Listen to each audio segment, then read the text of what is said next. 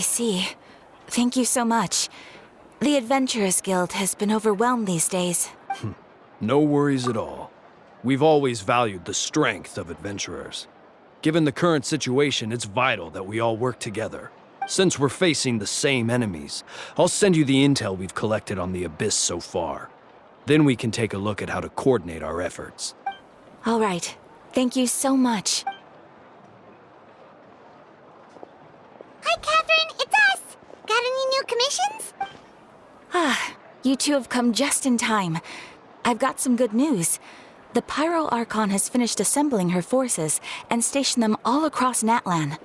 Given how the Abyss has ramped up its activities lately, we can no longer afford to act only after receiving news of an invasion. So the Pyro Archon suggested that the Scions of the Canopy and the Adventurers Guild focus on collecting and disseminating intel. That way, we can stay informed of everything that's happening across the land. Once we receive word of enemy activity, we can notify the nearest camp and the stationed forces can take immediate action. Yes, precisely. This should also allow us to focus on gathering information rather than running around and trying to tackle everything at once. So please also take a chance to relax, you two. You've been working hard these days, and this will be a good opportunity for some well-deserved rest. So that's the plan. Whew, we can finally stop and take a break. Paimon knows that. It's not like Paimon just wanted to lay here and do nothing. The movements of the Abyss are always unpredictable. There have also been times when it suddenly became more active in the past. The people here generally see it as something like an acute natural disaster. Once the disaster is over, everyone will return to their normal lives. We just all hope that day will be sooner rather than later. Oh, right. Most people have no idea just how bad the situation has gotten in the Night Kingdom. Oh, hey, Kachina! Are you feeling better now?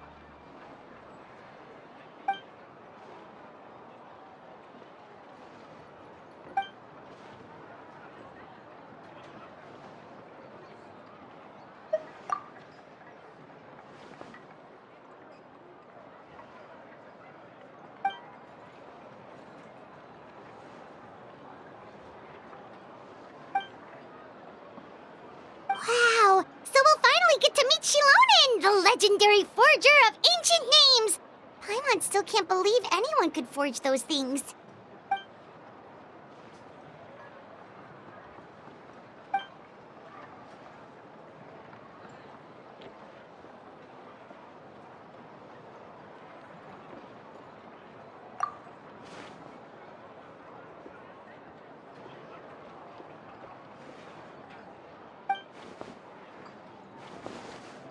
Hey, have some confidence in yourself, Kachina.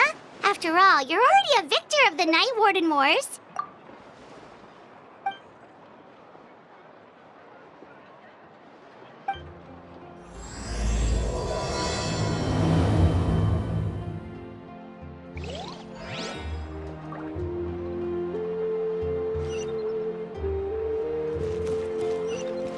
The biggest one in history.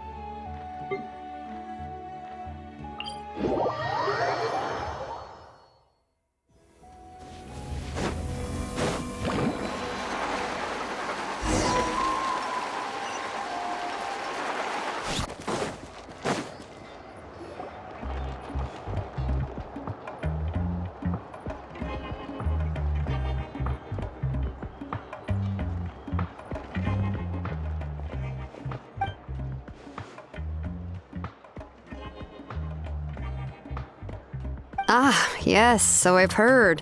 So young, and yet you've already got quite the reputation. Wait, are you Outlanders? Yep, we're travelers who just arrived in Natland not too long ago. No, I mean, I was aware that you're travelers. It's just no one told me that you're Outlanders. No, the only thing she said is that a new hero had pledged himself to the plan. But we'd need to forge an ancient name to ensure he'd be able to return safe and sound. And she did mention that it would be quite difficult to forge an ancient name for them, but at the time, I thought she was just commenting on my skills. But I seem to understand where the true difficulty lies now. Oh, I wouldn't go that far. I'm used to it, really. I just need a moment to process things. The Pyro Archon's requests are always difficult to fulfill, and we used to argue a lot. Honestly, it's probably for the better that she didn't bring this up at the time. Anyway, I can't argue with her if she isn't here, and it'd be pointless to take my anger out on someone else. But, just because I understand her rationale doesn't make me any less upset, after all. She must have known that forging an ancient name for an Outlander is an impossible task. It's impossible? As you probably know, an ancient name is a symbol of a hero's spirit and glory, which grows even richer and heavier as generations of successors inherit it. We forge ancient names by engraving the heroic deeds of an individual who will become the first hero of that particular name.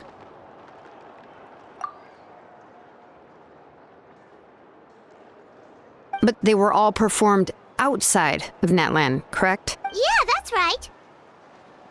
Then those deeds haven't been recorded by the Night Kingdom. To take it one step further, even if you had performed heroic deeds in Natland, as an Outlander, your actions still wouldn't have been recorded by our lands. Only memories and experiences that have been acknowledged by the Wyab can be used as a basis for an ancient name. Even the greatest of craftsmen cannot create something out of thin air, you know. That's just how it is. Seems the Wyab don't want just anyone to get a name, huh? Mawika, of all people, should know better than anyone. Yet she's still entrusted the task of forging the ancient name to me. Oh, Paimon gets it.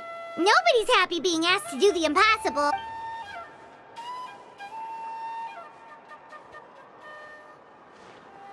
Ugh, don't remind me. Let's just focus on how we can pull this off. How to achieve the impossible. You mean you're already willing to accept the task?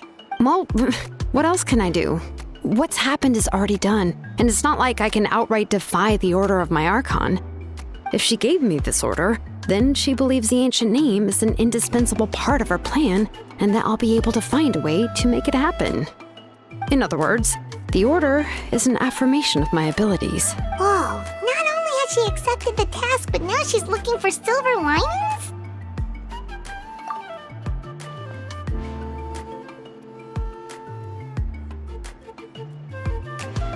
The key is getting the Wyab to somehow acknowledge the traveler's existence and record his heroic deeds. We heard the voice of a Wyab when we were in the Night Kingdom before.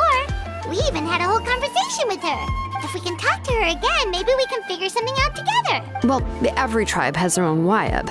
How do we know if the one you met is indeed the best one for us to talk to? Plus, considering the unprecedented nature of this situation, I have a feeling that the acknowledgement of one Wyab alone would probably not be enough.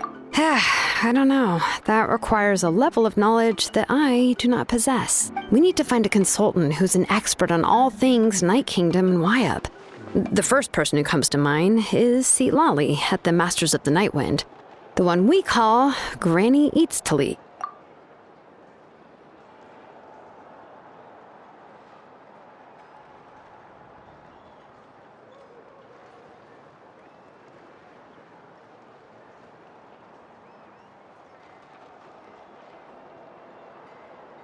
Oh, we've heard that name before. We used her Spirit Speaker's stone to find Kachina's ancient name. A person who can make something like that must be pretty impressive. I'm unsure she'd be able to help. Still, she's older now and quite eccentric. It's hard to even book a meeting with her, given that she's constantly holed up in her room and doesn't like to be disturbed. I've heard that to get her help, you have to be extremely patient with her and know how to keep her spirit up. I hate to break it to you, but... Huh. Why is that? I mean, didn't she already help you before? And you even managed to save Kachina. Well, yeah, at the cost of her spirit speaker stone being split into 2. Great going, Moeka. We're already off to a rocky start here. In that case, I guess your only option is to try to emphasize that this is an important order from the Pyro Archon. Hopefully, Seat Lolly would still want to show respect to the Archon. I'll also write you a letter on your behalf. If you can find someone to deliver it and mention some good things about you, then that should help too. Paimon sure hopes a Hal won't interrupt when he's talking, though. All right, Kaniche is a seasoned negotiator. I trust that he'll know the best things to say. Please just give me a moment to write the letter, and we can meet up near the Statue of the Seven later. Sounds good. We'll take a stroll in the meantime.